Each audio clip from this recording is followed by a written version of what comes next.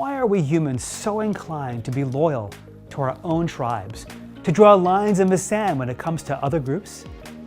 And why is it under pressure we're inclined to be less honest?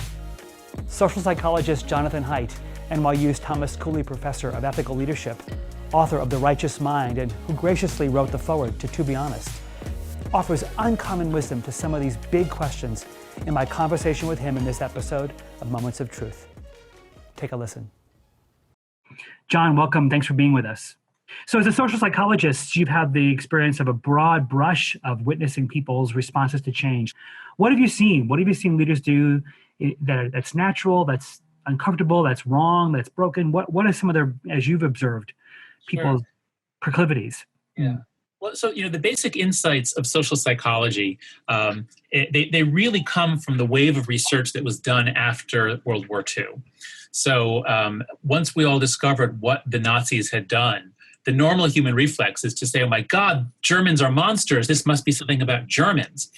But the great social psychologists like Stanley Milgram and Solomon Asch said, well, if people did such monstrous things, if millions of people did monstrous things, they can't all be mentally ill. There must be situations that can make people do terrible things.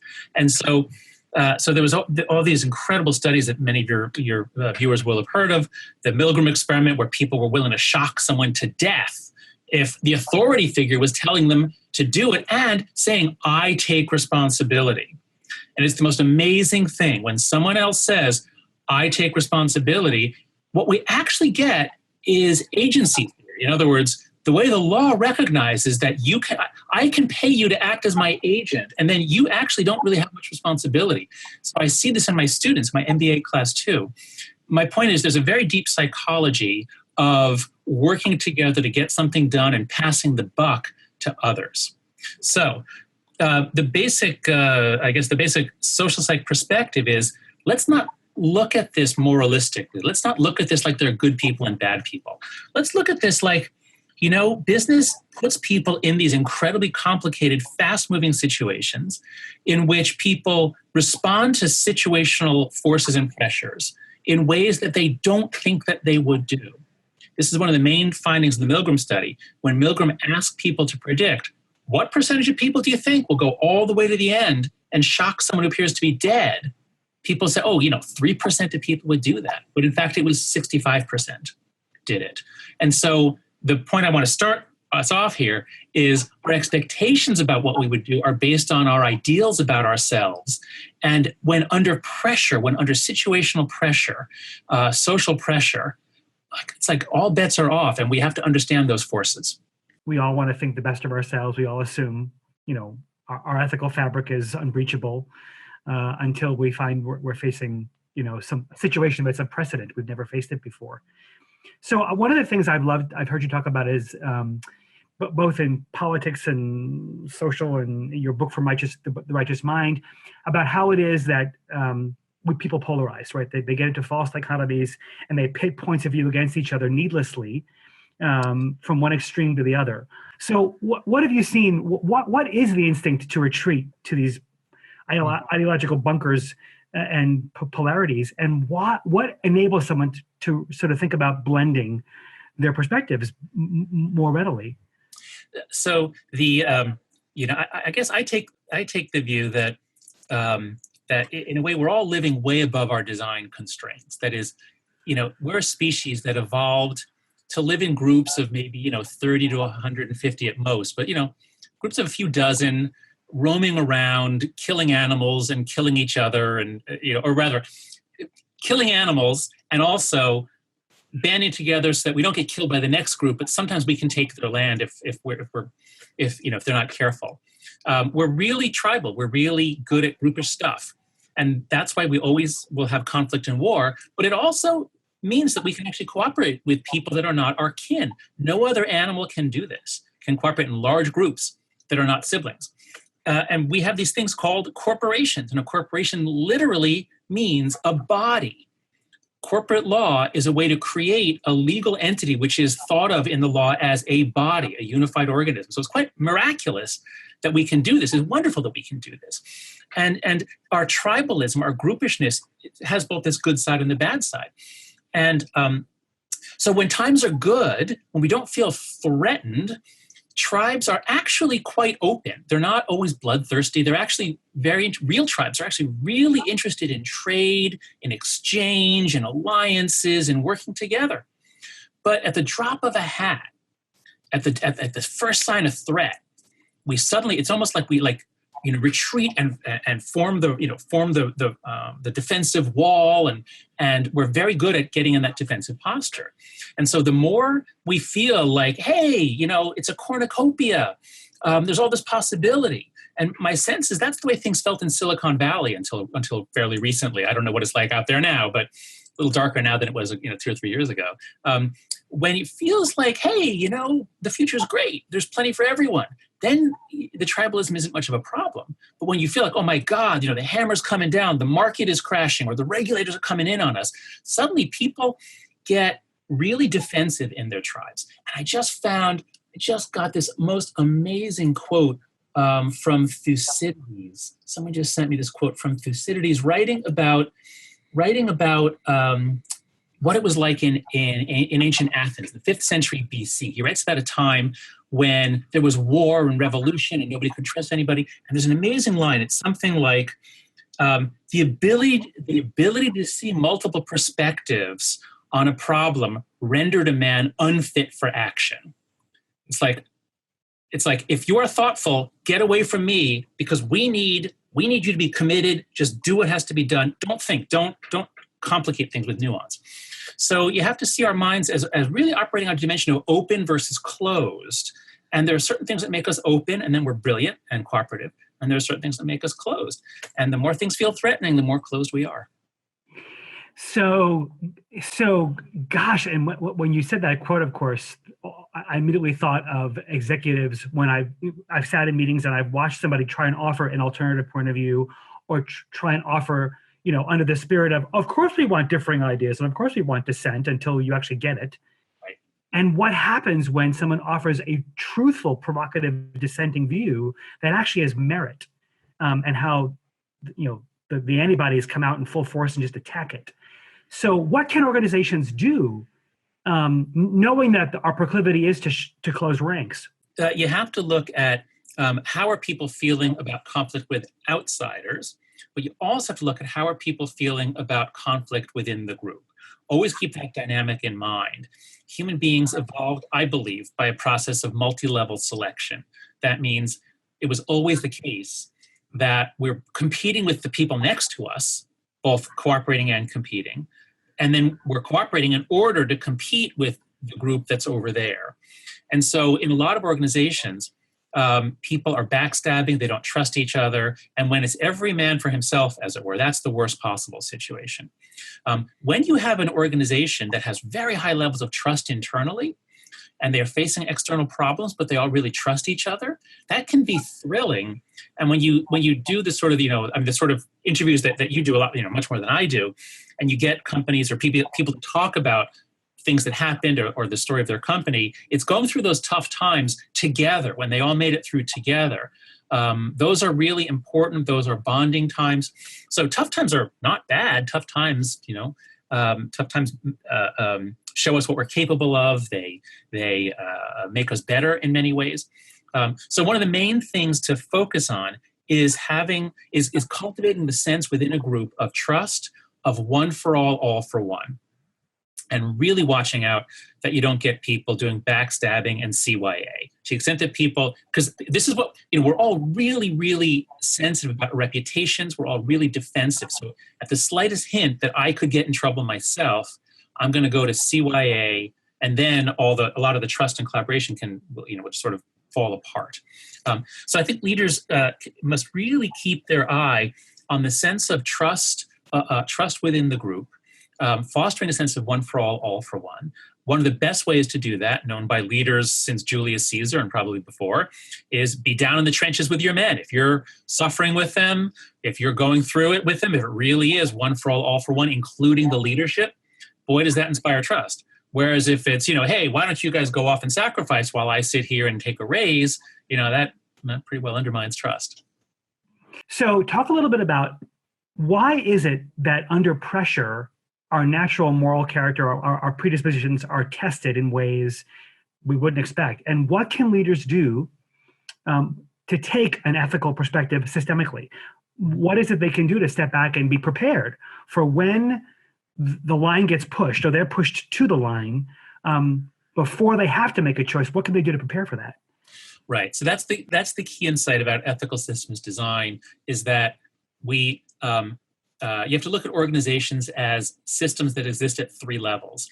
And if you can get those systems set up well with alignment between all three levels, then when problems strike, things will be well structured and you're likely to withstand it and get through it. But if you're not prepared, then when problems strike, everybody's focus constricts. Problems focus us they focus us on getting through in the short run, and we're often willing to sacrifice all sorts of things to make it through this crisis now. There's an important phenomenon called ethical fading. Interesting research showing if you give MBA students a problem and the solution of it requires them doing something kind of unethical, they, in a hypothetical situation, this is, they won't do it. But then if you put a price on the unethical thing, that is, you say, well, you could pollute and here are the fines. In other words, you add fines on, if you pollute, it's going to cost you this much. Suddenly they have something to calculate with, and now they're all willing to pollute because, it actually doesn't cost that much. It's worth it. So you have to watch out for the ethical fading. You have to set everything up beforehand. The key insight that we've developed at Ethical Systems over the years is that businesses are complex systems, nested within complex systems, composed of complex systems known as human beings. And so if you look at all three levels, the bottom level, actually, I always talk with my hands and I got my camera set. Okay, I have to move my hands all the way up here. The bottom level is individual people. And those are pretty easy to understand. That's what psychology is all about. And so many of your viewers will have heard of the book Nudge by Sunstein and Thaler and Sunstein, or Dan Kahneman's book, Thinking Fast and Slow. So we know a lot about how to influence people so that they're more honest, more trustworthy, more cooperative. So that's the bottom level. So part of ethical systems design is setting up the incentives and all sorts of other things so that you get good behavior and ethical behavior. The next level up is the emergent property of any group, which is culture. So even if you have a sort of a corporate culture, well, in the accounting division where they're doing certain things, how they do things down there is different from the sales division, is different from the HR department. And so any group where the people are interacting, a culture is going to emerge. You can't stop it. So you have to pay a lot of attention to it. And one of the most important things you can do, we believe, is do a regular culture survey. So we offer one at Ethical Systems. If you go to ethicalsystems.org, we offer a free culture survey. A group of our researchers have collaborated to put it together. And it's going to grow. We're going to have all kinds of modules so you can assess all the different things that you'd like. So if you can keep track of how things are going, and then you can notice changes where things get worse or maybe better, in some divisions, you can have an early warning sign about where things are likely to go wrong, where you're vulnerable. So you got the individuals as the lowest level, the emergent culture is the next level, and then the top level is the legal and regulatory environment, which leaders can't really change, but they have to know about.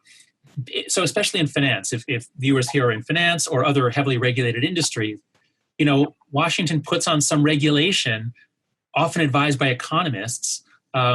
The regulation comes in, it changes the incentives, it changes the opportunities for regulatory arbitrage, and suddenly the culture of a business will change. As, for example, when a company goes from partnership to a publicly listed company, all sorts of things change, the culture changes, and that then feeds down and affects the individuals. So I'd love to have you talk more about why would you begin by looking in the mirror? Why should that be the first place a leader looks to see if they're sending any cues or people are emulating them in some way they didn't intend? Why start there? There are some interesting, you might call them flaws of human psychology. My first book was called The Happiness Hypothesis, Finding Modern Truth in Ancient Wisdom. And I reviewed psychological insights that ancient sages had noticed in multiple cultures. And one that every culture gets is, why do you complain about the speck in your neighbor's eye when you cannot see the plank in your own?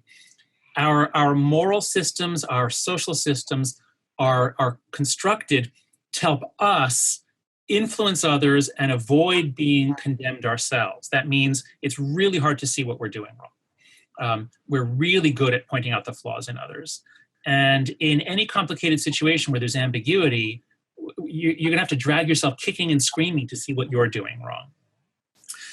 As we know, culture starts at the top. If you don't have good leadership at the top, if you don't have someone committed to ethics at the top, it's almost impossible to have a good ethical culture. And while almost everybody means well, I'm not saying that leaders are corrupt or bad or evil. I'm just saying that we all make mistakes that we're not aware of. And anytime you start a change process by pointing to yourself, by saying, here's what I did wrong, here's what I need to do better, that has this magical effect on others. It's called reciprocity.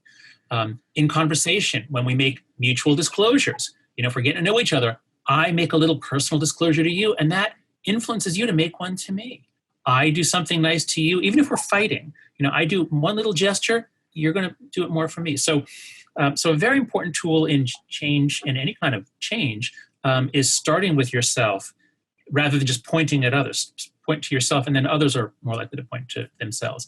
I think reading Dale Carnegie, I love Dale Carnegie. I don't know what you think of him, but How to Influence People, just one of the most perceptive social psychology books ever written. What should leaders do when they're predisposed to avoid pain, overly rely on their gut, and blame others, and be the good in someone else's evil story? This is great. What you're basically pointing out, I should have been more aware of this, and what you're basically pointing out is that these are basic cognitive distortions. That's the way that we analyze them in the book. We talk a lot about cognitive behavioral therapy, which is a technique whereby you catch the tricks that your mind plays, the tricks our mind habitually plays: emotional reasoning, catastrophizing, labeling. You catch your mind playing these tricks, and then you learn ways to stop them. And so you're right. I shouldn't have said these are these new things that that the kids are doing. No, everybody does them, and they've done them for thousands of years. And so the best, there are two ways to make them. There are two ways to shut them down. One is you yourself can get cognitive behavioral therapy training. You can learn to spot them. You can sort of call BS on yourself. You can catch yourself doing it, but that's hard to do, and it takes a lot of training, and we're very resistant. The best way, though, is to have a system in which people do it for each other, because we're so good at finding the flaws in other people's arguments, and that's the way a university is supposed to work, where we all suffer from confirmation bias, but if you put us together in the right way, I can't disconfirm my ideas. I think my ideas are brilliant. They're all correct, but lots of other people think they're wrong, and so then they do me the favor of critiquing them. And so if you set up a business in the right way, if you imagine the CIA or the Defense Intelligence Agency, well, it'd be terrible if they all, if you have groupthink, if they all agree. You want active disagreement, you want challenge if you want to find the truth. And so you have to be sure that your leadership team does not have any, first of all, you have to make sure you have diversity. And many people think, well, that means race and gender. And it's true, that does. That is a kind of perspective diversity. But you have to, the magical ingredient of diversity isn't these demographic factors per se. It's the fact that people approach problems from a different viewpoint and bring different objections. So you have to be sure you have that. And that will include political viewpoint in some fields. It may not matter in others. So if you can set up your leadership team and your information flows so that when you go with your distortions, like you just said, someone else is empowered or confident enough to say, "Hey, wait, that you're just going with your gut here." When actually we have this, what do you say about this data that contradicts that? What are you going to do about that? Well, okay, now suddenly we have to actually try to reconcile conflicting inputs. John, as always, such a treat to talk to you. Thank you so much for sharing your brilliance and your insights with our listeners. So thanks so much. I appreciate it a lot. Oh, my pleasure. Thanks so much, Ron. Thanks for all you do to help us at Ethical Systems. How aware are you of your own biases? Most social psychology research suggests that most of us think we're not biased at all. Leland Thompson is an executive coach and business owner has counseled executives at every level of some of the most impressive organizations. In this episode of Voices, he talks with Khalil Smith about becoming aware of his own biases, coming to a place of acceptance, and how to get out of our own heads so that we can really hear one another. His stories are powerful and real. Take a listen.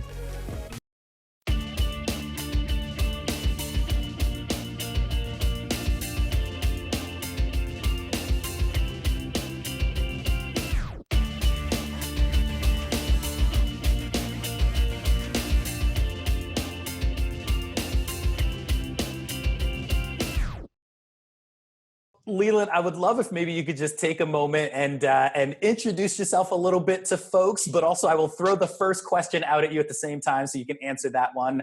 Our conversation is all around kind of speaking up and voice and what it means to use your voice. So just first and foremost, kind of who are you and how would you define voice or speaking up? I'm Leland Thompson, executive coach, but a father, husband, and just all around rock star? Yeah, all around citizen of the world. That's how I like to look at it. And I define speaking up for me is more about how do I share my truth in the most appropriate way and in the right setting.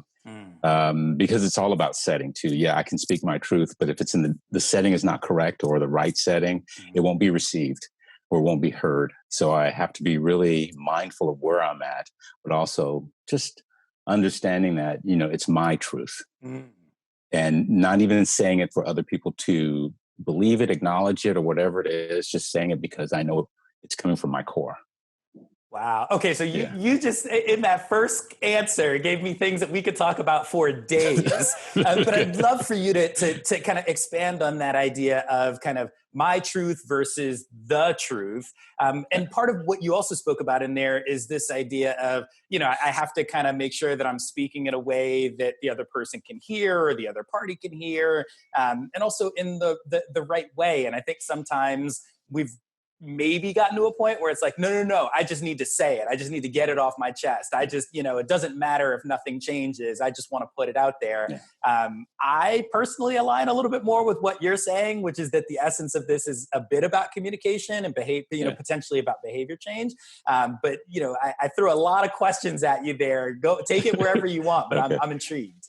So when I think about my truth versus the truth, and hopefully my truth is the truth in a lot of situations, but it's because of my perspective and all the, everything that's come to me in my life, my ladder of inference basically. And it's based on what I know in that moment about myself and the world as a whole.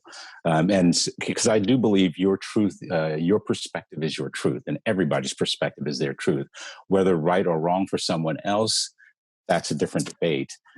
So I have to look at it as, do I understand or have a good idea of what's happened to me in my past and everything that's coming and how I filter through things.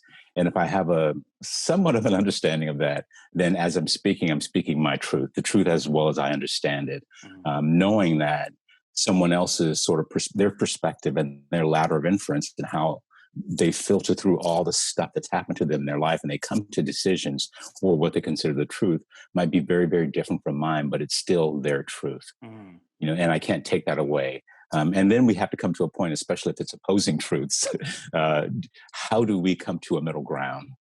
Because we could have that dichotomy of they're both true based on who we are and where we come from. It's just they're opposing each other. Timing is number one. And I think when I used to teach diversity class, it's the timing sometimes has to do with when you feel safe, and you feel like you're in a safe environment where you can speak your truth and it be received in a way of this is my truth and we're having a healthy conversation at that point. And it's also, you have to think about where that other individual is, where they're at, where their head is, what's going on in their world. I could have a conversation with you right now and you're in a great space and you're willing to accept my truth. Yeah. But if you just walked out of a meeting and your boss just laid a ton of bricks on you and I'm trying to sit here to get you to accept my truth, when the only thing going through your head is what just happened to you 5 minutes ago. Yeah. You're not, even though you might believe what I'm saying, you might not be ready to accept what I'm saying. Yeah. So I have to truly understand the situation, not just where I'm at, but where the receiver is at. or the person who might not be ready to receive that. Yeah. So it seems like, and I have had the fortune of knowing you for many, many years, although both of us look extraordinarily young, where you've done this so naturally, and I feel like it's always come to you really naturally. And I'm curious, like, how do you support other people with learning some of these things? Like, what are some tips or practices or suggestions that you make around people that want to learn how to use their voices more effectively and or speak up? I think the biggest tip is actually to be comfortable listening to the voice of others. If you can sit in silence and be very receptive to what someone else is saying and learn how to not judge in the moment, but be open to just listen and then get to that point of inquiry as opposed to I'm ready to advocate what I think. A lot of times that will open up that safety zone for you because you're in a better listening mode. You're hearing what's coming across from that other person, and things will resonate with you. You'll feel like that. You'll get that moment of, wow, yeah, I feel good about this. Now I can put my truth on the table because that person has just demonstrated a level of vulnerability and opening up to me and telling me who they are, what they're all about, why they feel the way they feel. And something has clicked and said, now I can share my truth with you. And it's a lot about listening. I find I get to that point of comfort in speaking to other people the more I listen to what they have to say and can figure out not exactly where they're coming from, but where they're coming from that I relate to. And then it's more of I can gear my conversation or what I want to say, not change my truth, but share it in a way that's going to be more receptive. And is that the same method that you use for kind of checking your own biases? Because I think, we talk a lot now, especially nowadays, around unconscious biases, and sometimes it is any number of things, right? But is that listening how you check some of that, or are there other tools that you use, or how do you know that you're trying to get through all of those various things that your brain and my brain are trying to trick us about? Yeah, it is checking your biases. When I looked at that question, and I was thinking about a time when I really had to check my bias. And I was interviewing someone, and I wanted to find out, my bias was, if I can figure out if this person is, male or female, I can decide how I'm going to respond and talk to this person in this interview. But I was speaking with someone who, for all intents and purposes, gender fluid and referred to themselves as they. And I kept thinking, why am I so into, I need to make sure it's man or woman, male or female, male or female. And that let me know that there are some biases in my conversation if I'm so desperate to get to that point of identifying a gender. And if what I'm saying is truth and my truth, it shouldn't matter who it's going to, from that standpoint. So I had to step back and go, Leland, why are you you need to know one or the other when you're doing an interview and you're just trying to find out if this person is skilled to do the job? Yeah. So what'd you do with that? Because it sounds like you had that realization in the moment. And I think sometimes there are the things that we can put in place in advance, and then there are the things that happen in the moment. So what changed for you mid-interview that you said, okay, this is what's going through my mind. I now need to refocus and interview this person for their skill set? What changed for me was that I started actually thinking about, what if that person was wondering, is he an educated Black person, a not educated Black person, a Black power person. And it's like, so if I had to think, if I had someone else trying to figure out this about me, then that whole interaction is going to be stifled by them trying to judge me and put me in a box so they can then continue with the conversation. And that's what I was doing. I was trying to put them in a box so I could finish the conversation. So in that moment, I thought, I need to step out of trying to put them in a box if I don't want them in the future to put me in a box. I can't ask for that and not give it at the same time. You're dropping knowledge over here.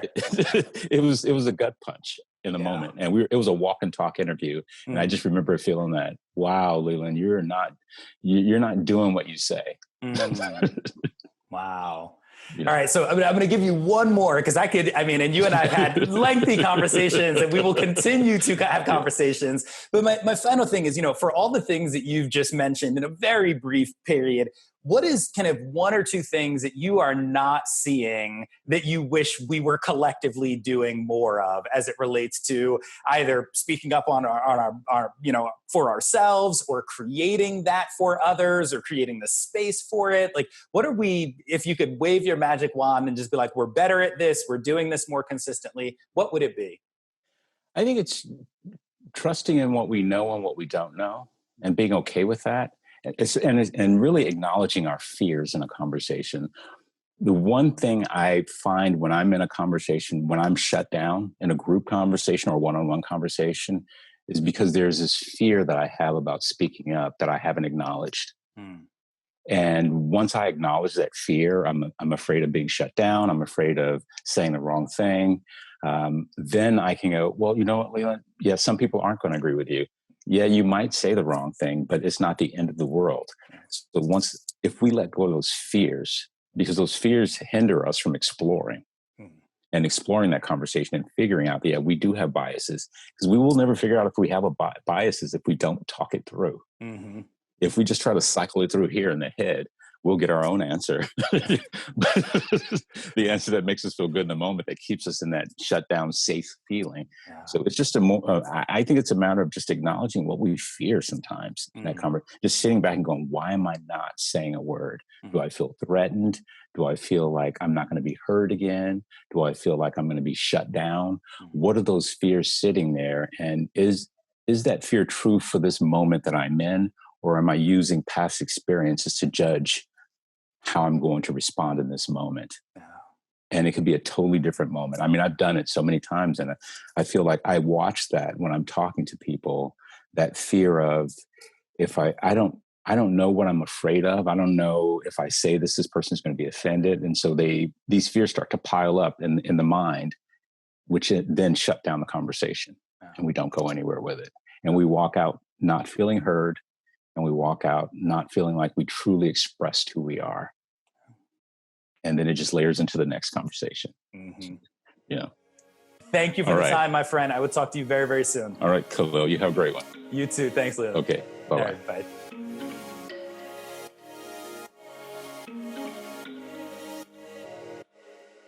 Though our need to belong is reason enough to meet people's desire for connection, inside an organization, it has even greater significance.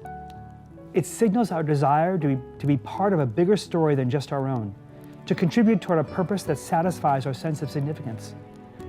A unified organization is the vibrant context in which organizations and individuals come to life with a purpose. When we accomplish things through collaboration with others, things we inherently know we could never accomplish on our own, our sense of purpose is amplified. Once a sense of belonging is established, people inherently repel at the notion of betraying that bond. Truth-telling becomes an honor code, as the notion of lying to someone you are bonded to risks trading that sense of belonging for shunning isolation. To put it simply, any discomfort that may come from telling the truth and making sure things are fair becomes a reasonable price to pay for the privilege of serving a shared purpose in a unified community. Think about it. Till next time, keep leaning into your moments of truth so that you can be the example of what it means to be honest.